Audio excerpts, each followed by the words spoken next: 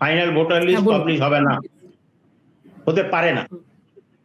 14 তারিখ election commission পশ্চিমবাংলার ইয়ারোদেরকে 7 দিন সময় দিয়েছে, মানে 2 দিন আগে বলেছে 7 দিনের মধ্যে, আজকের মধ্যে বলেছে সব নোটিশ জেনারেট করে সার্ভ করো, যত নোটিশ সার্ভ হয়নি আজকে 2 তারিখের মধ্যে, এবং বলেছে 7 তারিখের মধ্যে সব হিয়ারিং কমপ্লিট করো। কিন্তু হবে না, কারণ এর অনেকগুলো কারণ আছে, প্র্যাকটিক্যাল প্রবলেম প্রচুর আছে। সব কাগজগুলো আপলোড হবে, তারপর ইলেকশন কমিশন একটা ডিসিশন নেবে, তারপর গ্রিন সিগন্যাল দেবে, তারপর এটা হতে হতে ইলেকশন কমিশন টেনে নিয়ে যাবে একদম এই মাসের শেষ অবধি, যদি খুব ভালো অবস্থা হয়। তারপর কত লোকের নাম থাকলো ড্রাফট লিস্টে, কাদের নাম ছিল, কাদের থাকলো না, সেটা তো সেই দিনই বোঝা যাবে। এখন তো কিছু বোঝা যাচ্ছে না যে কার নাম আছে নেই, এসব তো বোঝা যাবে। ফাইনাল ভোটার লিস্ট পাবলিশ হলেই হবে। যদি 7 কোটি 8 লক্ষর কাছাকাছি ফিগার যদি ফাইনাল ভোটার লিস্টে থাকে, well and good, election commission তারপর ওর উপরে দাঁড়িয়ে ভোট হবে। আর ইলেকশন কমিশন যেটা বিহারে করেছিল সেটা ঠিক, এই কথাটা আমি বারবার বলে আসছি যে যেদিন ফাইনাল ভোটার লিস্ট পাবলিশ করবে তার কদিনের মধ্যে ইলেকশন অ্যানাউন্স করে দেবে, তারপর each voter left to himself or herself, মানে ওর নিজের লড়াই নিজের লড়াই। কিন্তু রঞ্জিত দা যেটা বললেন, আমি একদম ওনার সাথে 100% একমত। পশ্চিমবাংলা কিন্তু বিহার নয়, এই কথা অন্তত আমি 50 বার বলেছি এই প্রোগ্রামগুলোতে। পশ্চিমবাংলা বিহার নয়, পশ্চিমবাংলার নিজস্ব একটা ঐতিহ্য আছে।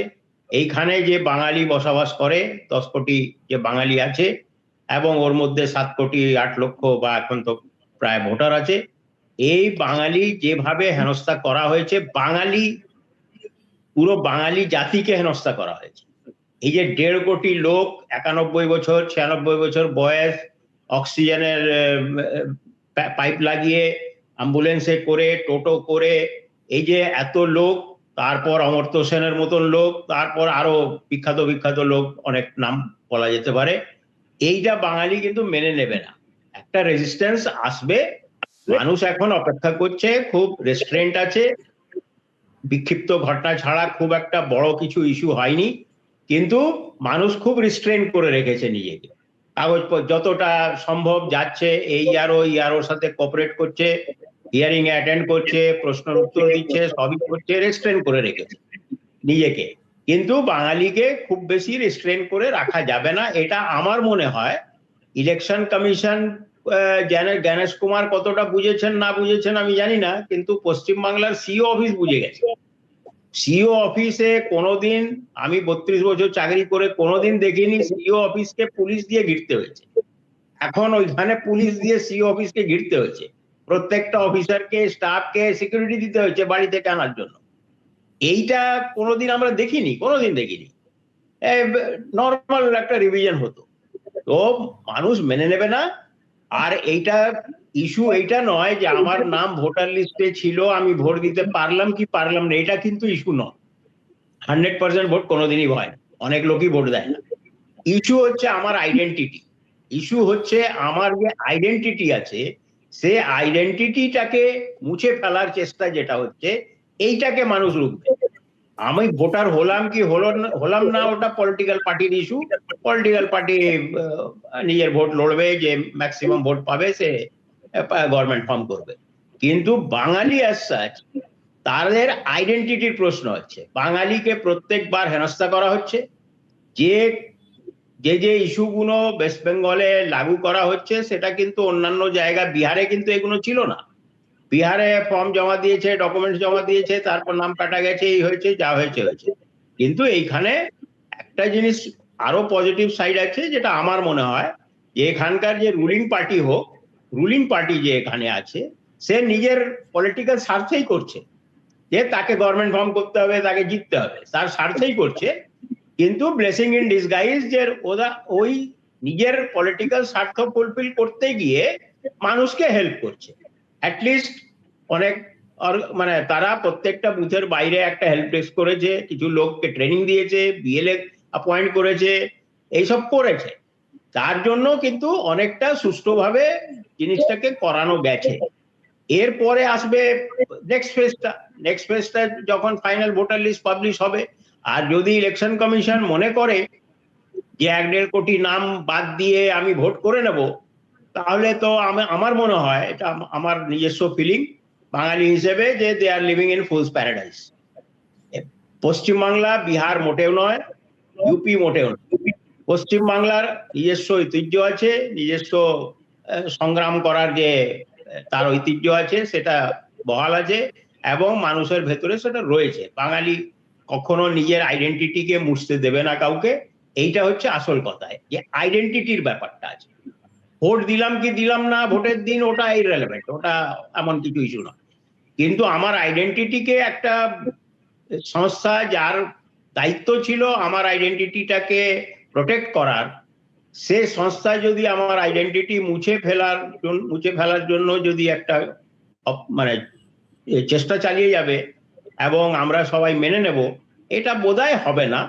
আমরা অপেক্ষা করি এই মাসের শেষ অবধি, ফাইনাল ভোটার লিস্ট বেরোক। আমরা আশা করব, আমি এখনো খুব অপটিমিস্ট, যে আশা করব যে ইলেকশন কমিশন সেই রকম কিছু সিদ্ধান্ত নেবে না, এবং এই যে লজিক্যাল ডিসক্রিপেন্সি বা যা যা করেছে, এটাতে মানুষ অ্যাটেন্ড করেছে, কাগজ দিয়েছে, মানুষের কথা ভেবে ফাইনাল একটা সুষ্ঠু ফাইনাল ভোটার লিস্ট পাবলিশ করবে, যেটাতে মোটামুটি to the satisfaction of all. কিছু বিক্ষুব্ধ তো ভুল ত্রুটি থাকতেই পারে, সেটা পরে রিড্রেস করা যাবে, কিন্তু আদারওয়াইজ ওভারঅল আশা করি ইলেকশন কমিশন ঠিকঠাক রাখবে। আর যদি ঠিক থাকে তাহলে সব ঠিক আছে, তারপর সব ভোটাররা এবার কে কাকে ভোট দেবে ভোটের দিন গিয়ে বুথে, সেটা তার নিজস্ব পলিটিক্যাল ব্যাপার। সেটা কোন পলিটিক্যাল পার্টি কতটা মেহনত করছে, কতটা খাটছে, সেটা তাদের ব্যাপার, ভোটারের ব্যাপার নয়। আর যদি একটা উল্টোটা যদি হয়ে যায়, তাহলে দেখা যাবে আইনি লড়াই লড়া যাবে। আবার পিসফুল যা মানুষের যে অধিকার আছে, পিসফুল, যেটা রঞ্জিত দা বললেন, কিষাণ আন্দোলন দেখিয়ে দিয়েছে আমাদেরকে, এনআরসি শাহিনবাগ দেখিয়ে দিয়েছে আমাদের, কলকাতাতেও শাহিনবাগ ছিল পার্ক সার্কাস ময়দানে। তো এইসব দেখিয়ে দিয়েছি আমরা। আর আবার যদি সেরকম সুযোগ হয়, সবাইকে তৈরি থাকতে হবে, বাঙালিকে তৈরি থাকতে হবে। এখানে কে কংগ্রেস করে, কে সিপিএম করে, কে বিজেপি করে, কে তৃণমূল করে, এটা ইস্যু নয়। ইস্যুটা হচ্ছে 7 কোটি 8 লক্ষ বাঙালি ভোটার, এদের ইস্যু এখনো হয়ে দাঁড়িয়ে গেছে। এইটা আমাদের প্রত্যেককে বুঝতে হবে এবং প্রত্যেককে তৈরি থাকতে হবে। 28শে ফেব্রুয়ারি বা যবে ফাইনাল ভোটার লিস্ট বেরোবে, প্রত্যেককে আমি বারবার প্রোগ্রামের লাস্টের দিকে আমি হাত জোড় করে অনুরোধ করি যে ফাইনাল ভোটার লিস্টে নিজের নামটা দয়া করে চেক করে নেবেন। যদি থাকে খুব ভালো, তাহলে তো হয়ে গেল। যদি না থাকে বা পরিবারের কারো না থাকে, বন্ধু বান্ধবদের না থাকে, ইমিডিয়েটলি ডিস্ট্রিক্ট ম্যাজিস্ট্রেটের কাছে সেম ডেতে আপিল করার যে প্রভিশন আছে, সেম ডেতে আপিল জমা হোক। অ্যাটলিস্ট আইনি লড়াইটা হোক, শুরু হোক, তারপর অন্য লড়াই তো অন্যভাবে হবে। কিন্তু আইনি যে প্রক্রিয়া আছে, সেটা district magistrate as district election officer তার কাছে ফার্স্ট আপিলটা লাই করে। তো পরের দিনই যাতে ওই আপিলটা ফাইল হয়ে যায় ডিস্ট্রিক্ট ম্যাজিস্ট্রেটের অফিসে, এইটা আমরা আশা করব এবং সকল ভোটারকে রিকোয়েস্ট করব যে এইটা যাদের নাম কেটে যাবে, ড্রাফট লিস্টে ছিল কিন্তু ফাইনালে নেই, তাদেরকে আপিল করব, আমি রিকোয়েস্ট করব যে তারা যাতে আপিলটা ফাইল করে দেন immediately after final voter list public.